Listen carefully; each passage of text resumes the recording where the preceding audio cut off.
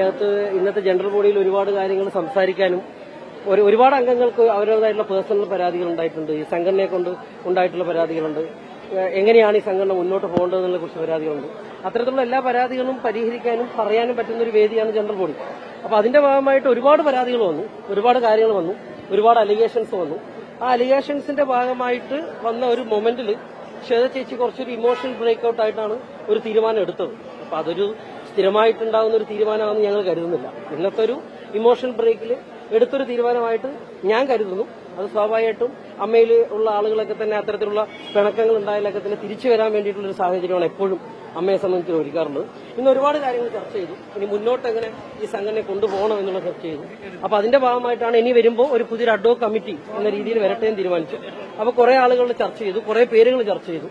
കുറെ പേരുകൾ ചർച്ച ചെയ്തിട്ടാണ് ഈ 9 പേരിലെ ഇതിലേക്ക് പിഷാരടിയുടെ നേതൃത്വം, എനിക്ക് തോന്നുന്നു ജഗദീഷ് ചേട്ടൻ അത് പറഞ്ഞിട്ടുണ്ടെന്നാണ് എനിക്ക് തോന്നുന്നത്. പിഷാരടിയുടെ നേതൃത്വത്തിൽ ഒരു അഡ്വോക് കമ്മിറ്റി വരികയും ആ അഡ്വോക് കമ്മിറ്റി കുറച്ച് നാൾ പോയിട്ട് വീണ്ടും ഒരു ഇലക്ഷനിലേക്ക് പോയിട്ട് പുതിയൊരു കമ്മിറ്റി എടുക്കാൻ വേണ്ടിയിട്ട് തീരുമാനിച്ചിട്ടുണ്ട്.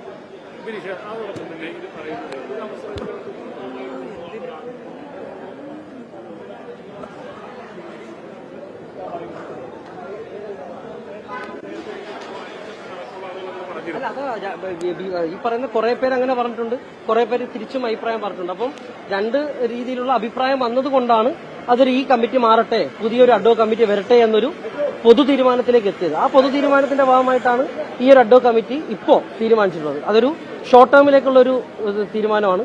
ആ തീരുമാനത്തിന്റെ ഭാഗമായി വന്ന കമ്മിറ്റിയെ നയിക്കുന്നത് പിഷാരടിയാണ്.